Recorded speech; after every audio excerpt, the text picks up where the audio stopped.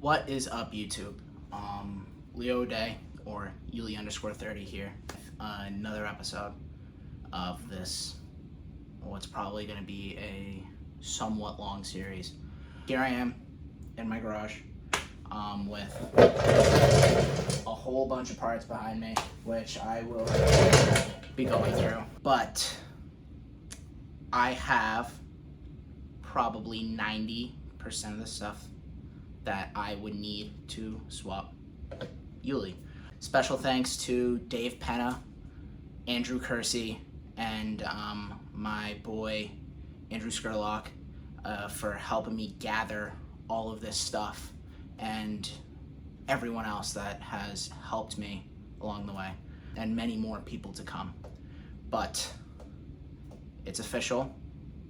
I got my motor, I got my 24 valve, and it is not what I was expecting originally, but here is my 24 valve. It is a S52 out of a late model E36 M3, which is pretty exciting because originally when I was thinking about what to do after the car accident, it was between keeping the M20 and going M50 iron block. But realistically, what I was going to do was buy either a E34 parts car or an E39 parts car, pull all the bits and parts out of that I needed to put into Yuli, and then sell the shell. But I got this motor and a whole bunch of other parts from Dave Penna, but he sold me the motor, M50 intake, I have a full harness, I have a OBD2 fuel rail, OBD2 throttle body, OBD1 throttle body. He sold me a FX clutch, a blue eBay clutch, a E36 flywheel, E36 starter. He also gave me this 318i rad, which will be going in the car. It also came with a DME from an S52 DME that I believe is chipped. I also got a Spall fan from him, which I need to go pick up. But overall, that is about 90%, well, not 90. It's probably a good 50, 60% of what I need to get in the car. But as for the motor itself, it obviously doesn't come with an oil pan, which I will get to in a bit, but the motor itself has about 160,000 miles on it, fully redone head, new head gasket, new seals, new springs, new retainers, new valve seals, new valve cover gasket. It does have Vanos, which I don't know if I'm going to rebuild before I put in the car, or probably not, but eventually. It has the power steering pump with lines, which will go with my E36 steering rack that I bought from Andrew Kersey, another one of my friends. Overall, it's a very clean motor, not necessarily low miles, but it's a reliable beast. And that is the point of this build, to make Yuli as much more reliable. Here is the oil pan, which I got from Kersey. He also sold me a dipstick tube and a pickup with a gasket from an E34, because for people that don't know, this motor, it's not a direct swap, but it is a much more direct swap than a majority of other motors. You need an E34 oil pan, dipstick, and pickup for a 24 valve motor to drop into an E30, because the E34, which is a 5 series, came with both an M20, which is the stock motor, and the E30, and an M50. So the oil pan is a direct bolt-on to an E30 because it shared, I want to say, it shared the same subframe. But I also have this, which is a E36 steering rack, which should shorten my turn radius from 4 turns lock to lock to, I want to say, 3.2. This right here is the front end quick release kit from Rage It Parts, which I am very excited to do. I've been looking at doing this since before the accident. It comes with a big bag of hardware, and I will do a full video on this by its own, but if you can see right there, it's got white nylon in it. So these are Nylock nutserts that insert into the frame of my E30. And then these are little cut stainless steel panels. Maybe not stainless, but they're steel. And they have these little lips on them, because it's basically, they're basically puzzle pieces. So see, and then it fits in, if I can get it to fit properly. It fits in like that. And then it welds into the car, and as you can see, there's holes cut into the steel for the nutserts that go into the frame. Spark plugs for the motor. I got NGK BKR 6E QUP 6, because it's a 6-cylinder. These are platinum sparks. These are just what people recommended online. I think they were like, I think for all 6 it was like 60 bucks. It is what it is. I got a new CSB because when I was pulling the M20 out in the last episode, you will see that the front drive shaft came off with the transmission with my G260. The Guibo quite literally melted to the output shaft of the transmission, so when I pulled it out, it was all still attached. And it also pulls the bearing out of the Guibo, or the CSB housing. I got a whole bunch of seals for my G260, which I will be reusing for this swap. Condor angle bracket, Condor DSSR, and a Z3 short shift. This is the shortest, longest shifter arm that you can install on a stock setup for an E30. This is going to be very notchy. The one that was in my car before was like rowing a boat. And then the last part of this haul, if you want to call it that, is my choice of transmission. There are 3 different routes on this swap. There is G260, G250, and ZF. G260 came in the E30, G250 came in the E36, and the ZF came in the E36 M3, or select E36 models that I'm not aware of. ZF is like $1,000, which all of this stuff cost way too much for me to even fathom, so that wasn't even on the idea board. So I'm using my G260 out of Yuli. Nothing wrong with it. It's a perfectly strong transmission. It only has 88,000 miles on it. I've changed the fluid already once, and no metal, no nothing when I changed it. It is a little crusty, as you can see, and the bell housing is filled with clutch dust.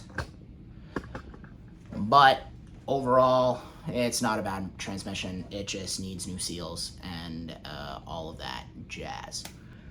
But down to business. Today's video will probably be 2 parts. Part 1 is this, but also I am going to disassemble the S50, pull all of the accessories off, steam it, clean it. I'm going to wire wheel down the block, and prep it for paint, including the M50 intake, which is right here. Part 2 will be,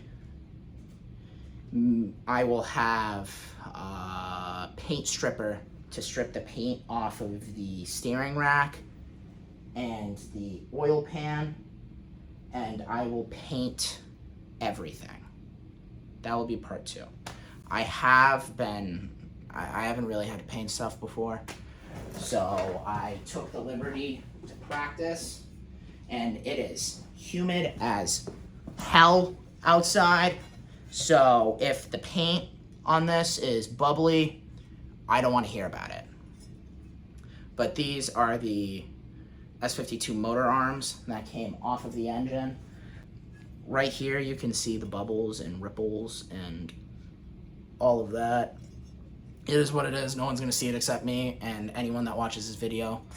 So I think I did a pretty good job for my first time painting anything. So yeah. I almost forgot about this. This is the clip Andrew Skurlock's red parts car that he parted out a few months ago. It's a little rusty and a little crusty, but the main point of this purchase is for this part right here. It's a little banged up, it's a little crusty, but this will be going into Yuli. And so I will start by pulling off these pulleys, the belt tensioner, the power steering pump, and the alternator.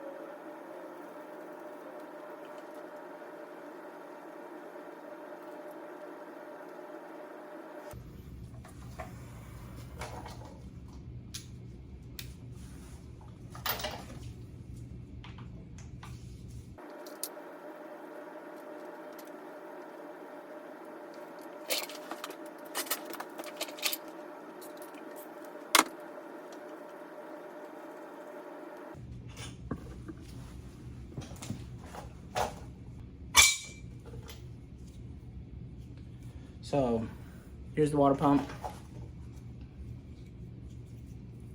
Dave just put a brand new one in.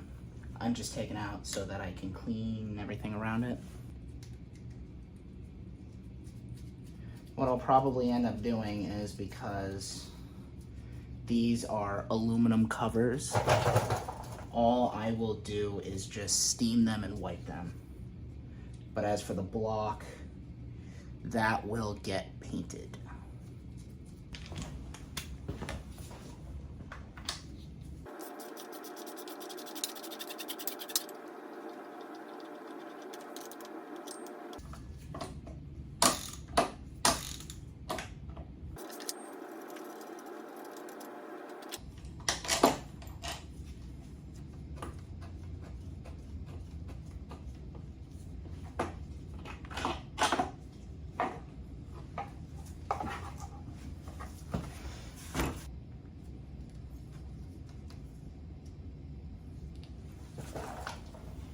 So I bought this bit for my brother's truck. It's a TT50 bit, and it is the same, well, TT50 is probably a fairly common size, but it's the same size as the bolt on the SERP belt tensioner. I think. Maybe, let's see. Should be. Oh, fuck. I was torqued all the way, but just pull it off for science.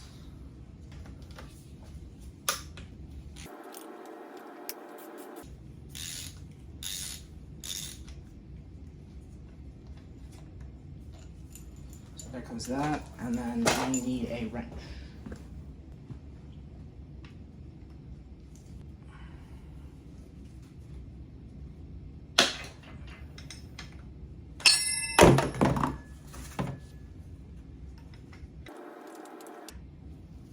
So it seems that I didn't do any research before taking all this shit off.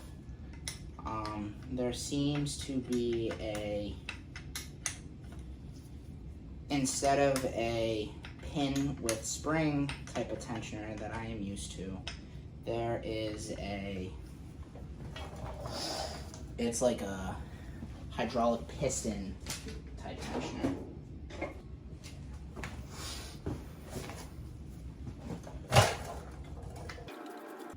Also, I can already hear it. Leo, why don't you use any electric tools, battery tools? Because I'm poor. I don't have any money for fancy schmancy battery power tools. It sucks, but it is what it is. Less money for me to spend and less shit for me to break. Just for a quick sec. And the reason why I put all the hardware back is so I don't lose it or forget where it goes. So there is that. So the power steering pump looks like it is bolted to this bracket in 2 places, perhaps.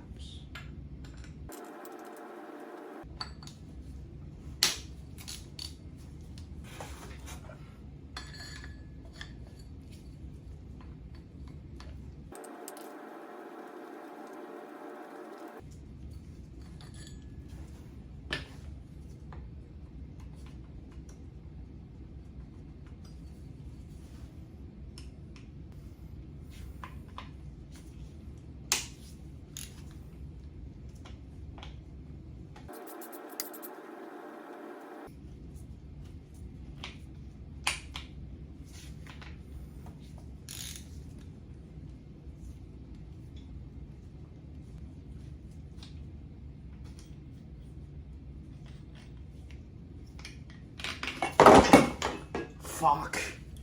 Shit. And then overboard.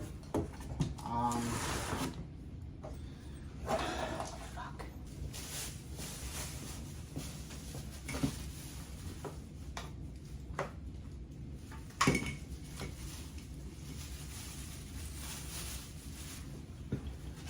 If people ask why I keep my plastic shopping bags, it's for shit like that.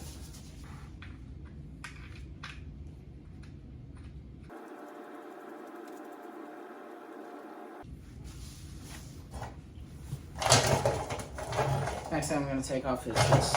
There's a bracket, a big bracket on this side that holds the alternator, the power steering pump, and the oil filter housing.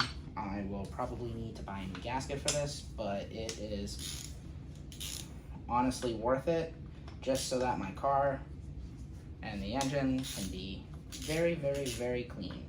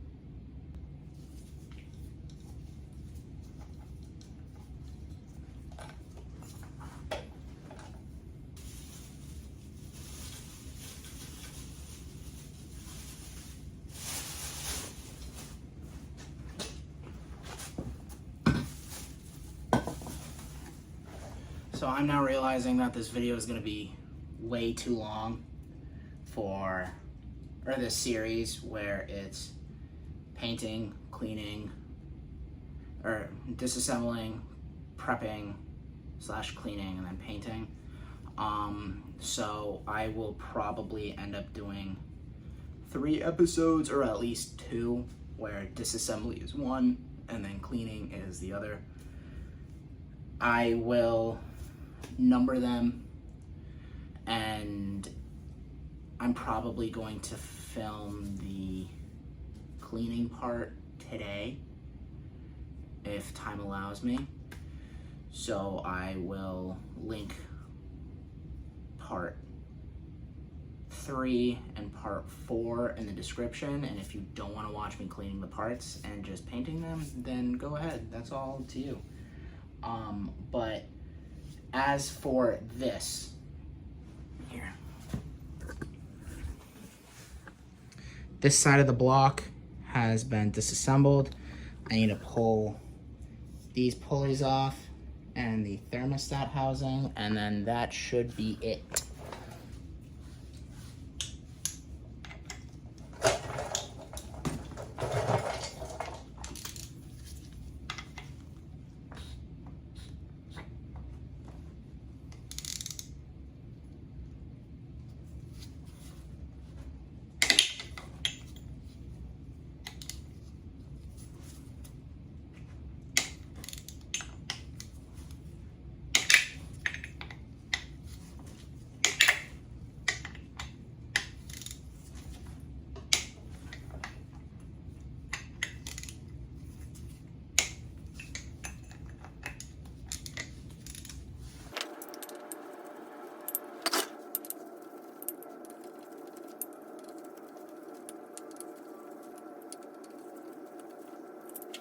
I'm now realizing that this has to come off, and I am not really comfortable pulling the harmonic balancer off at this point, simply because all of these teeth have to be lined up when it's pulled off back to where it was. So I'm just going to leave it on and then clean it the way it is. So, had a little incident while installing the crank pulley bolts back in. Good rule of thumb, if something keeps tightening, it's not actually tightening. I should know that by now with the amount of stuff I've snapped. I am just very lucky that I was able to get it out. So, oh well, roll keeps spinning. It's more money for me to spend. It is what it is. I'm gonna pull this off, and then that should be it.